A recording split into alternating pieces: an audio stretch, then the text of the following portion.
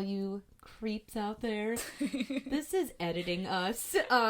We just wanted to let you know that around 15 minutes in, we did have a mic issue. So it's going to sound a little funky. It should only last for about 10 minutes or so. So we apologize in advance. Disclaimer. But we are discussing a Grindhouse movie. So it's kind of fitting that we have some issues in this. So it's kind of we purposely scratched our audio. So sorry about that in advance. And please enjoy the episode.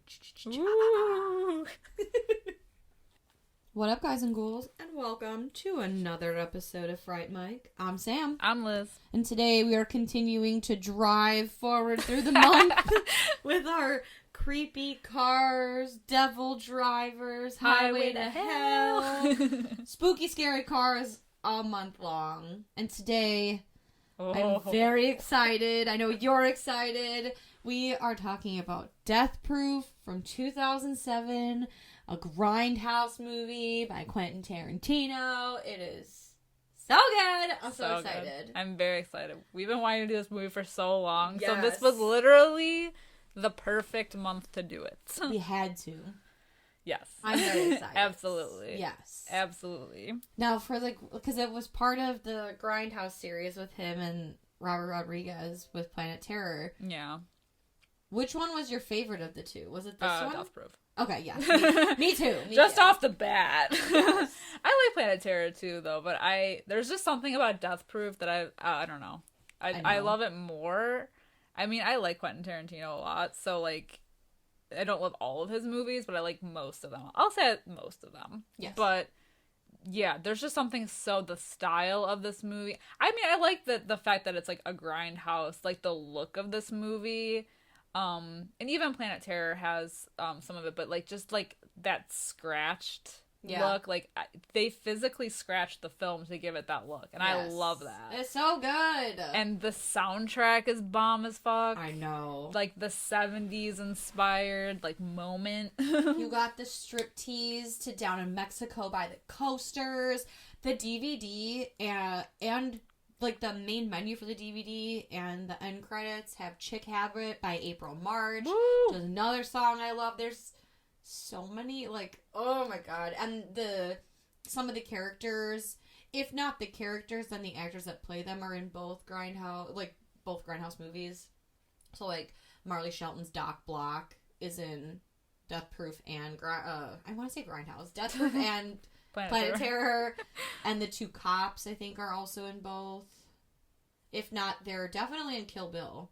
Yeah, Rose McGowan. Yeah, Rose McGowan plays a different character, but she's in both movies. Yeah. The Babysitter Twins, the crazy Babysitter Oh, that's right, twins. yeah. Yeah, they're in both. That's so interesting. It's interesting that they did this. They had this idea to do both of them like this. And I think they were the right people to do it. Yeah. Yeah. For sure. For sure. And I love, too, that even just adding, going back to the effects of it, I love that they even kept in, the cutaways, sometimes it's, brief, it's edited all, weird, like a B-movie. Yeah, or, piece of the, film is missing. Yeah, or they're, they skip a little bit, or they'll, repeat lines. That's, oh. Yes. So just, the style alone of this movie wins me over. I do love it. In typical Quentin Tarantino fashion, there's a lot of dialogue. Yes. Although, not like Quentin Tarantino, this movie, I believe, is his only movie that is told without any chapters, without any flashbacks, and with no, it's told in chronological order, essentially. There's no skipping around. Yeah. Totally unlike him. Yeah. Because every other movie, essentially, is told through flashbacks, or, there's chapter 1, chapter 2, whatever. Right. This one's a little different. Yeah. He said of all the movies that he's made, this is, essentially, the worst one. Yeah. But he's it's not a bad movie. It's just... I don't know why he doesn't like it, though. I don't know. Because I love it. I don't know. I know. And I like that he used... I mean, obviously, there's the whole Quentin Tarantino universe. Yeah. With Big Kahuna Burger and Red Apple cigarettes and, all of these different Jungle things. Julia. Jungle Julia. And, he uses the same actors in a lot of his movies, too. So I did think it was funny. So Zoe Bell plays Zoe Bell in this as movie. herself. And Kurt Russell plays Stuntman Mike. And Zoe Bell has been in, I think, every Tarantino movie since this. So she was Six Horse Judy in The Hateful Eight. She was a tracker in Django Unchained. Her and Kurt Russell were married in Once Upon a Time in Hollywood. So she's been in, like, a lot of stuff. I don't even know. This is the shit that, like, you're like the encyclopedia of movies in general, but now you're like the encyclopedia of Quentin Tarantino. Right? Well, and I don't even notice this. Well, she was also, I believe she was Uma Thurman's stunt double in Kill Bill. Oh, okay. But this was, like, I think her first starring role yes. as, like, one of the mains.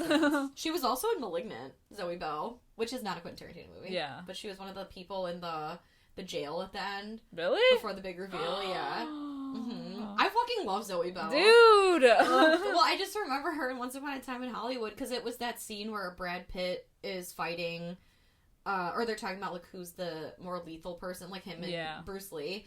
And he hits Bruce Lee into that car, and Zoe Bell's like, "Oh my god, what the fuck did you do to her car?"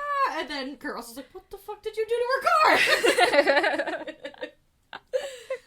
Incredible. Crazy. I love it. Yeah, I do like his little Tarantino universe. Me too. How there's, like, little Easter eggs of other things throughout his filmography. Yes, I love that. I know. Oh, we didn't even do ratings for this. No. Shit. Okay, so currently on IMDb it has a 7 out of 10. It has a 64% on Rotten Tomatoes. Okay. So it's good. Yeah, good. Very good. Good IMDb score. Yeah. Usually, I don't know. I just feel like IMDb, they're, like, a little stingy on the ratings with horror movies. True. Yeah, 7 is we always land somewhere in the 5s, so. Yeah. Yeah. Middle of the road. I feel like, I could be wrong, but I feel like the majority of people would disagree and say that they like Planet Terror more. Because there's probably...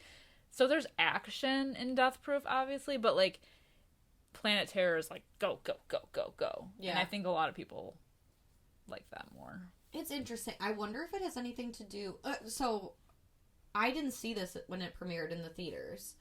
And I don't know which one they showed first. I guess I'd have to ask Luke. But I wonder if it has anything to do with which one you watched first. Or maybe, I guess it just depends on, like, your preference. People that don't like a lot of dialogue and Quentin Tarantino probably don't like Death Proof. Yeah. But I saw Planet Terror first out of the two, and I was like, that was so good. Like, I mean, Death Proof, whatever. Like, I'm sure it's good because I like Quentin Tarantino, but whatever. Like, Death Proof was so fun. And then I watched Death Proof, and I fell asleep the first time just because we watched it really late, and it is a lot of talking. But I was like, like, I mean, I'll watch it again.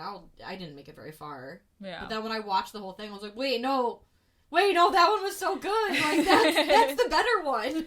I don't even think, I know I saw Planet Terror first, but I don't even think I, like, watched them back to back. I didn't. I don't remember. I remember seeing the like, Planet Terror, but I don't remember, like, watching Death Proof immediately after that. Yeah. So I don't know. I don't even remember the first time I watched it. I just know that I've seen it. Like, it's always been in my mind. Right. It's always been there. You know what the funny thing is, too? So this came out in 2007, so we were still in high school. Yeah. And I remember it was me and a good friend of mine, and we took her bus home from school, and we were going to go to our other friend's house in the neighborhood, and he had, like, a couple friends over, and he had not Death Proof. He had Planet Terror on, but we were a little high. Okay. Sorry, Dad.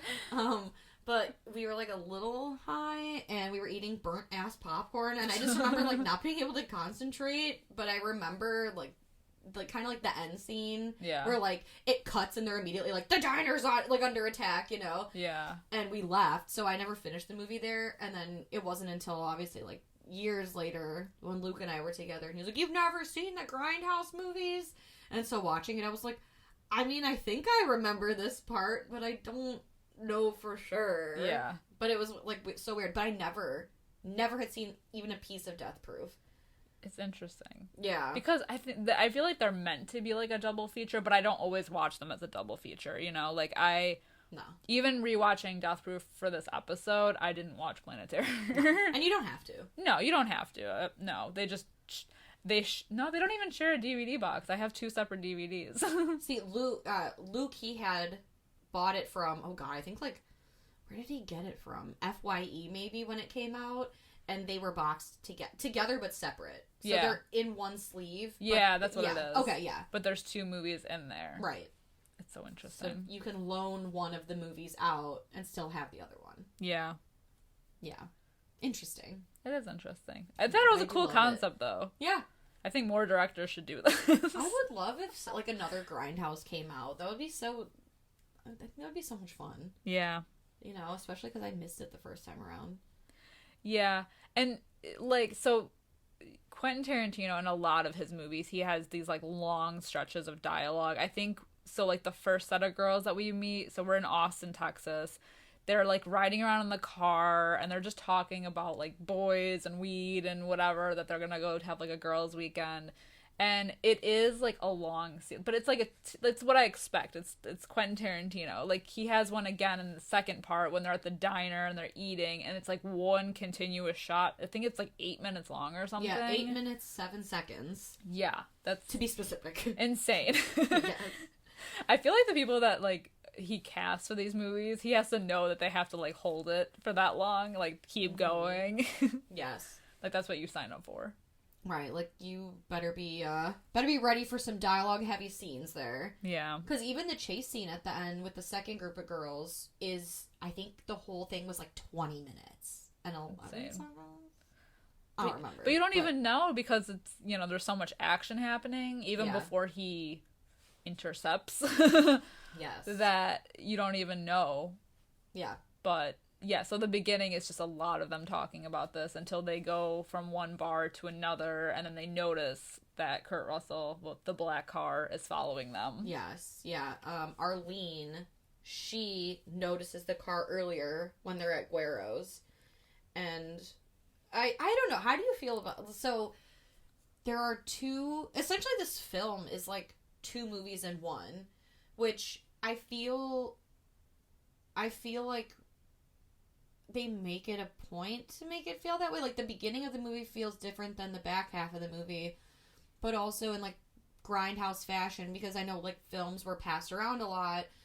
The opening credits of the movie, like, where it's, like, Kurt Russell in, and it says really quick, Quentin Tarantino's Thunderbolt, and then it cuts immediately to just, like, a black screen of Death Proof. Yeah. And so it's, like, it almost is, like, the beginning half of the movie with those girls was Thunderbolt, or, you know, whatever, or maybe that was Death Proof, and then the back end of the movie was the other one. Maybe it was like a different director or a different production company. It could be. But do you notice, like, maybe it's just me, but I feel like the Kurt Russell Stuntman Mike with the first group of girls is a totally different Stuntman Mike in the second group of girls. Yeah, I get that, because he is kind of, so he's more friendly and outgoing, I feel like, in that, because we get more scenes of him in the front half of the movie with like the first set of girls, where he is just, I mean, he's creepy because he's following them, which I want to get back to in a second, but in the second half he is like, I don't know, like we don't get a lot of him. There's like the weird thing when they're at the convenience store at the gas station and he's like sniffing or like almost licking her feet, and it's weird, and then he follows them again. He's at the diner in the background. Right. He's like, he has his sights set on them. Yeah.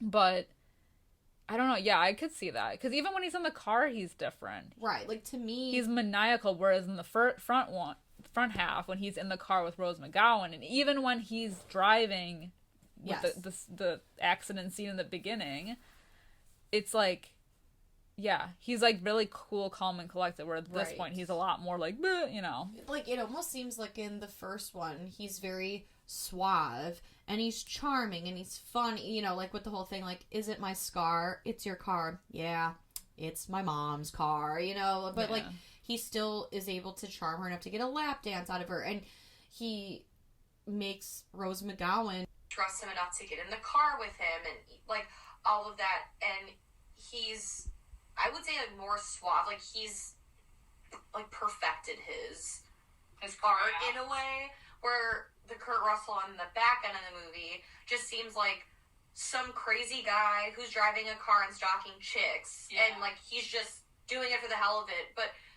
it's interesting because it's after that, right? Yeah. And Kurt Russell in the beginning is like, he's almost like the death-proof stuntman Mike, where the guy in the back is like a pussy. Like, the stuntman Mike in the back. Once they start chasing him, he, like, loses it. He's like, I'm sorry. He apologizes. Right. Like, I'm sorry. I was just, fucking around. And he's crying. Right. Like, he would have fought back. The guy in the first half of the movie wouldn't have gotten caught. And if he did, he wouldn't have, like, just started crying. And like, oh, I'm sorry. Well, that also comes back, I feel like, to who he thinks he's dealing with versus who he's actually dealing with. Because he saw these girls in the beginning as, like, easy prey because they're, like, whatever. They're the one's a cheerleader, yeah.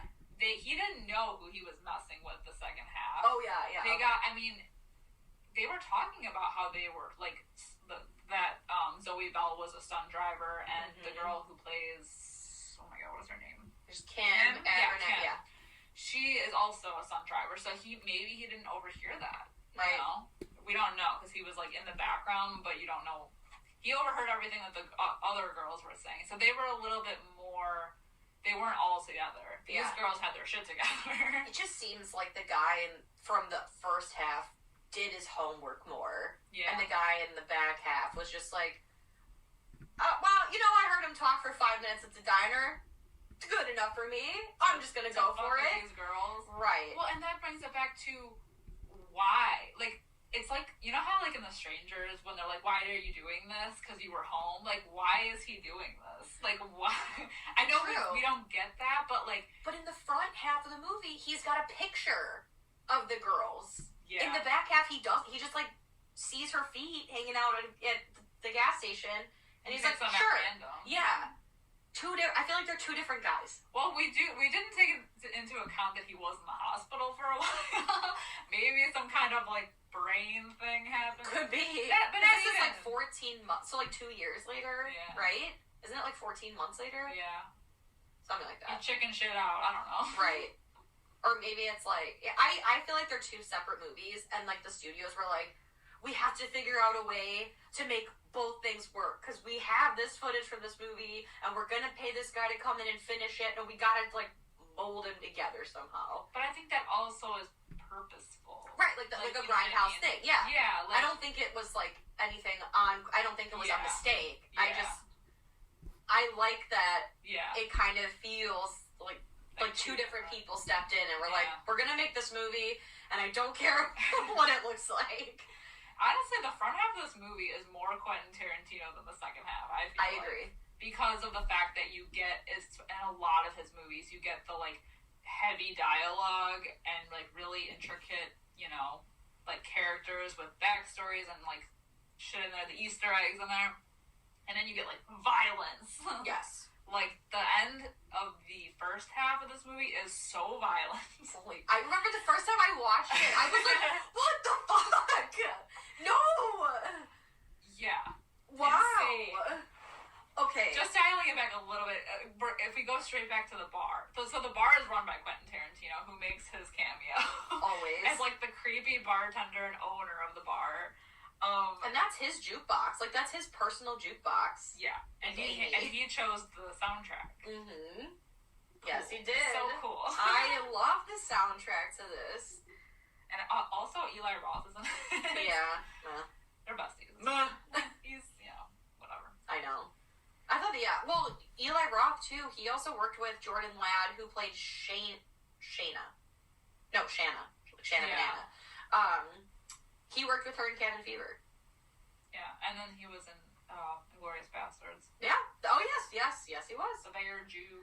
Yes. Yeah. So, and then the little guy's also in Inglourious Bastards, too. Eli Roth's friend. The one that was making out with Arlene. Oh, yeah, the one who... Yeah. I love that scene. So you want to make out? Yeah. No. It's better than fucking Vietnam out here. So the girls get drunk.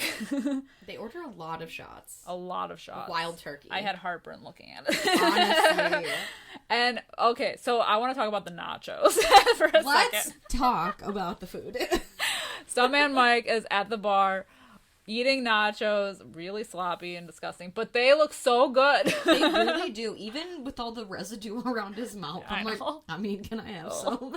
It is Kurt Russell. I mean, thirst trap. No, even as Stuntman Mike with the scar, Yeah. I'm into it. Yeah, I did like his jacket. His little stuntman I jacket. know. So cute. I know. No, but he's talking to Rose McGowan at the bar. Yeah, who plays a girl named Pam? Yeah. I like that. Do you see that girl at the bar? Who, the dirty hippie? Which reminds me of Leo and Once Upon a Time in Hollywood. Bunch of dirty fucking hippies. It's incredible. I know. Yeah, so they have like a nice little banter. So he's seemingly a nice person, despite the fact that he has been following these girls around all night. Yeah. And it's so weird. Real creepy. They don't even say anything. Do they even realize that he's the one that was following them? Because I know that when Arlene is outside smoking, she sees the car, but I don't know if she puts it together that, like, it's him, you know? I don't really think so. Because I know she has seen the car, but when he comes out to her later, so we should also talk about Jungle Julia has a radio station, and she made an announcement on the radio station that she was going out with her friends, and she had a friend, we'll call her Butterfly, and if you read a section of a poem by Robert Frost, stopping by woods on a snowy evening, night, something, Yeah. you know, the whole, like, the woods are lovely, dark, and deep, blah, blah, blah, then she has to give you a lap dance only if you're the first person to do it. But the good thing is she gets a free drink out of it. And when he does it to her later in the movie, she knows it's him. Yeah. Because You know, she have says you been you've been following us Yeah. around. Yeah, okay, good point, yeah. But they don't approach him at any point before that, or they don't No. mention it to the guys, you know, because Eli Roth and his buddy are, like, making fun of him at one point, but nobody says anything about him following them Right. around and him being in the bar, and it's just weird, you know? It is. It's like a female thing. Yeah. Would say something. The intuition. Yeah. Oh. Regardless. So when she does give him the lap dance, it's funny because you don't think she's gonna do it, because she drops the, like, creeped out factor real quick by doing it for him. Yes. Because he's so suave. He's so suave. And he's really on to her, though, because she's like, what makes you think that I didn't already do it earlier? Because, you know, she's like, she already did it over here. And he's like, no, she didn't. And he, like, really hones in on, like, almost the insecurity, where he's like, well, because she looks, you know, basically she looks sad because I'm guessing that you thought that a bunch of guys all night would be bothering you, and no one's bothered you all night. Yeah. And that kind of probably hurt your ego. And he said she'd be a chicken shit if she didn't. So it's kind of like, oh, you know. Right. No, I gotta. I'm gonna, like, strong arm her into it. Yup. Like, do it. I dare you to do it. Exactly. And so she does. She gave a lap dance and Lap dance of a cargo lifetime. shorts. And a belt. Right. Which Hey, it still looks was good, a though. good scene, yeah. It was pretty good. And the babysitter twins, the crazy babysitter twins, you can see them in the back of the bar. Yeah, There. everyone's vibing out. Yeah. And I do love that song by the Coasters. Mm-hmm. He wears a red bandana, plays a cool. It's so good. I love it. I love it. But And then I love that when they leave the bar and he's getting into his car and he looks directly at the camera. yes, I love that. Like, it's like wink wink. I was Like Burt watching it. Reynolds or I was something. watching it with Chris, and he's like, yeah, he said it was like a nod to, like, Burt Reynolds or, like, you know, those like old Western movies, Like where the they're, guy, like, like, self-aware kind of yes. thing. But I do, even before they get in the car, when he offers Rose McGowan a ride home, and she's like, he's old enough to be my dad. And he's like, I can fucking hear you. But then they're talking about his car, and she's like, is it safe? He's like, it's more than safe. It's death-proof, baby! Hey. But then it comes back around, you know, to when she realizes that she is very much in trouble. I love this scene. I love when there's that moment of terror in someone's eyes. Yes. It, like, the light switches on. Oh, yes. It's amazing. She gets into the passenger side of the car, which doesn't really have a seat. Or a seat. So no seat belt. Because it is a stunt car. Right. It's got like a makeshift seat that he like kind of bumped up. I don't know. Yeah. And then there's plexiglass in between them. And he basically is like, oh, so which way am I heading? And I don't even remember. She says like she says right. right. And he's like, oh, Or well, it's a left. shame that it was that because, you know, then you're going to be scared. I wanted you to be scared for a little bit longer, but it looks like you're going to be scared right now. Right. So good. And she just like, oh my gosh, she goes into panic mode. Mm-hmm. Because then he just starts driving like insane, like doing these insane turns and stops, and she's like flying all over the passenger seat car and definitely got a concussion. Yeah. Until we get the like him speeding up and then just slams on the brakes and her entire fucking head just like bashed in to the dashboard. Whew. Incredible. And of course, the great line of like where she's like, I thought you said this car was death proof, and he's like, it is. It's 100% death proof. The only thing is, in order to benefit from it, you really need to be sitting where I'm sitting right now. Ugh. Amazing. I got the chills. I got the willies. Gee willikers. So she does not make it. No, her face is in her brain. Yes. Yeah, it's not good. And then he goes down and he chases Jungle Julia and all her friends. That scene is amazing. Alarming. Incredible. Gooey. Sinewy. What I love most about it, so it's not only this extremely violent, because he goes in front of them, turns off his headlights, and basically drives toward them, flips his lights on at the last second, so they don't even see him. They're like obliterated, you know, like it's insane. So yeah, like so they don't even, they're like half Vibing in and out anyway. Yeah. And Jungle Julia has her leg hanging out the always. Yeah, out the window. And it's just insane because he hits them head on, and we get the accident 4 times in slow motion. We can see how each one of them die in the most gruesome way possible. It's insane. Yeah. Jungle Julia's leg goes flying. The tire of the car goes completely through Arlene's head. That's face. probably the worst, I feel like. Oh my god! I think the driver, one of her friends, gets her like neck broken. Lana. Yeah. And I don't even know. I think I was too busy looking at Arlene with the tire in her face to look at Shanna in the back seat. She gets through the back. She goes through the windshield. Yeah. Oh, the windshield. That's what it is. Because I remember someone getting thrown through the windshield. Yes. Insanity. So we get that 4 times. Can I tell you, the first time I watched this, not only was I shook, but I was so upset because I really like the first group of girls. I know. Better than the second group of girls. I didn't want a new group of girls. And like the thing is, I think you believe that the girls in the front half of the movie are friends. I believe that they hang out in real life somewhere in a universe. I want to be friends with them.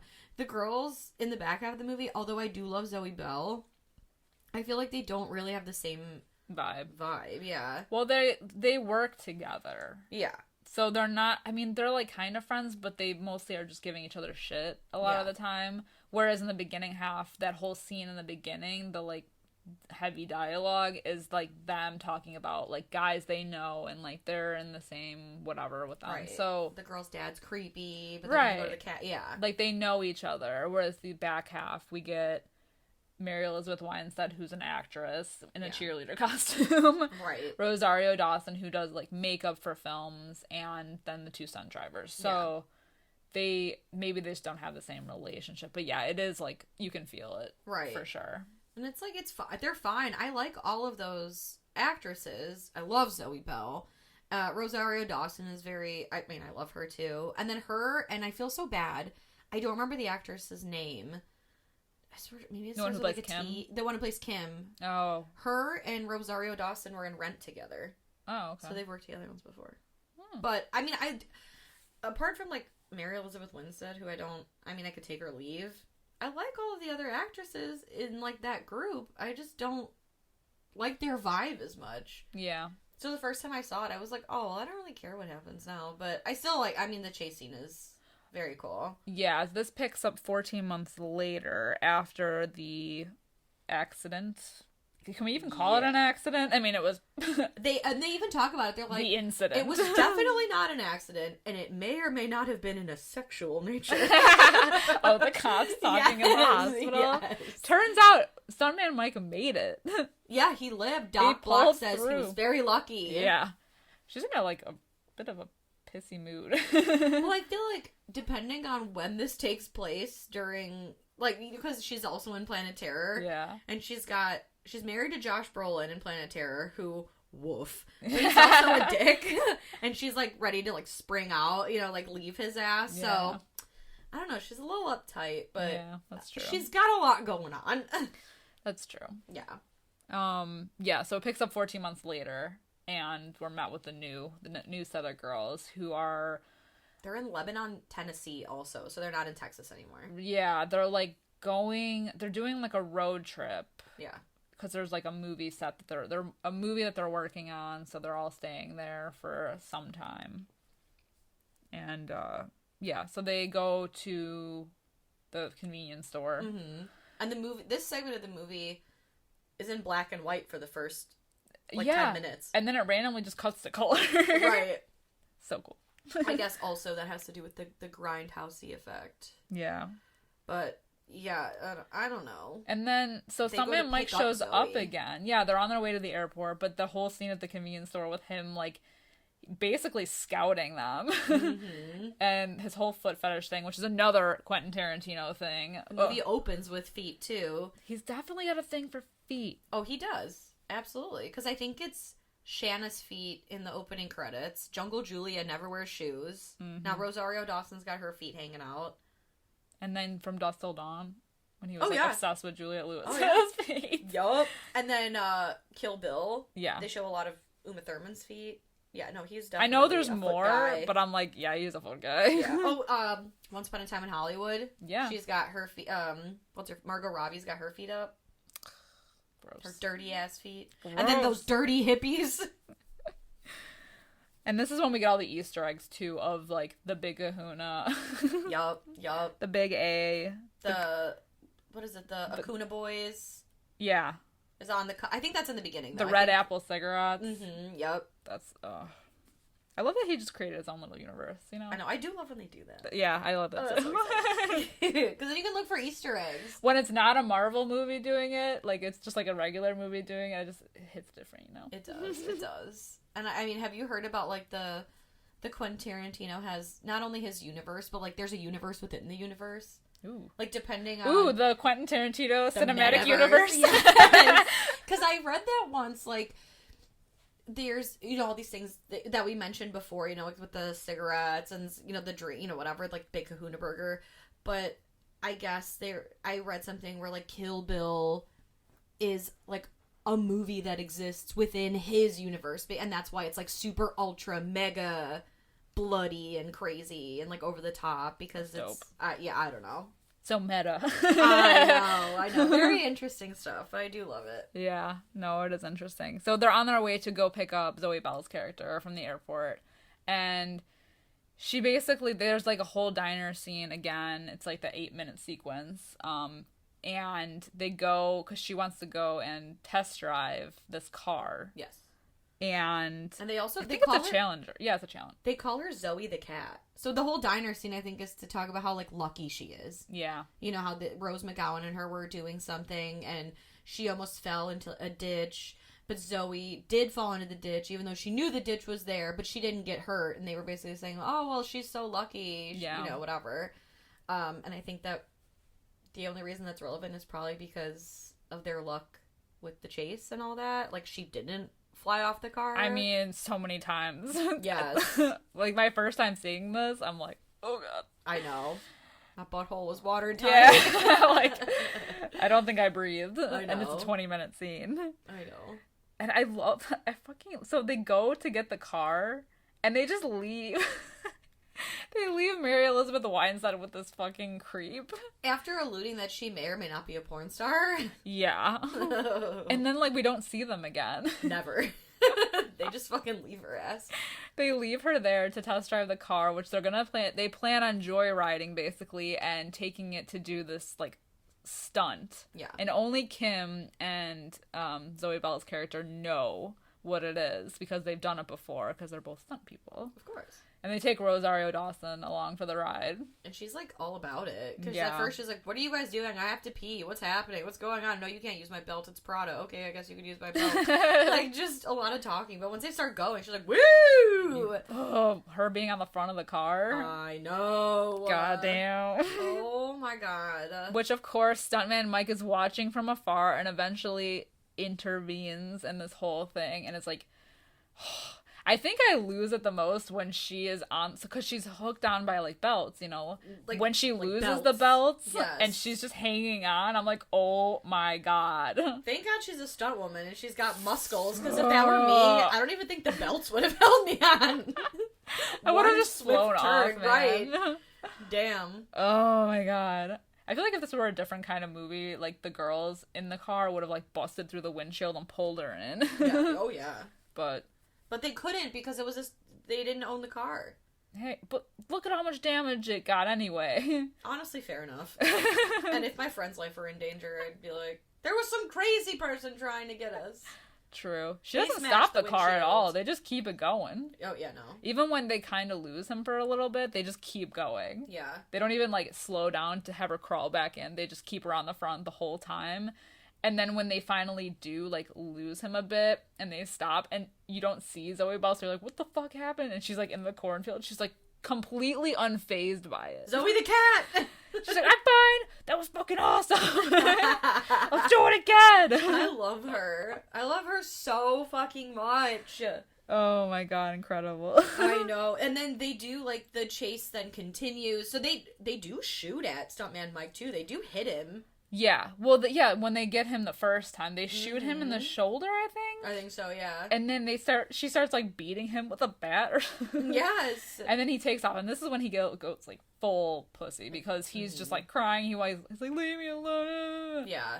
Like, And they're like, no, let's get his ass. yeah, oh yeah. And then it's them chasing him. Yeah. I like the scene at the end where they, like, think that they've lost each other, and then Yes! they come out of nowhere. I was gonna say that. I love that scene where they're, like, above him, and like Yes. the road above him. Ugh. Very much different from how the first segment ended, where he came out of nowhere. Now they are coming out of nowhere, and they crash. So they go through, like, and they end up, like, going through a billboard for the movie Wolf Creek, which apparently Quentin Tarantino was a huge fan of, and he almost considered the guy that played the evil guy in that movie, like the bad guy.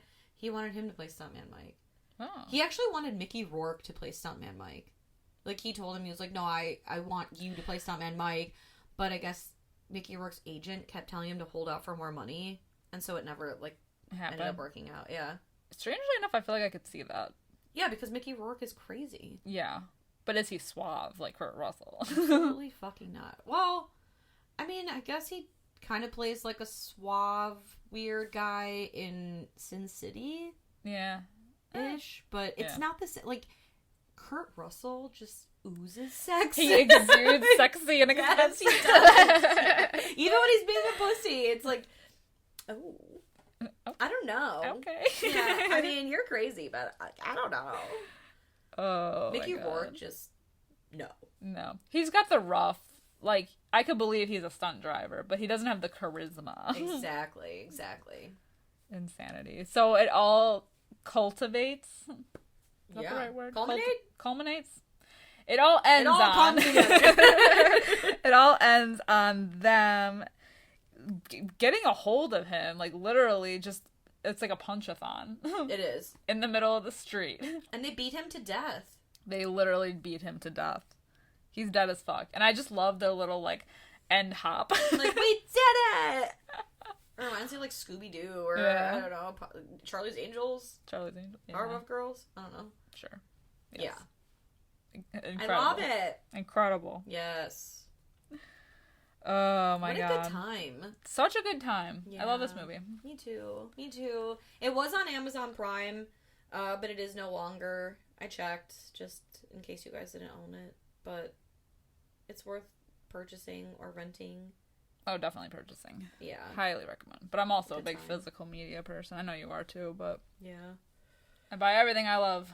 Absolutely. Absolutely everything. All right, ratings. I'm going 5 out of 5. Same. Yes! I think that was obvious by like I our know. glowing. I feel like you could always kind of tell in the beginning of our episodes what we're gonna rate it based off of how high pitched we get. I know.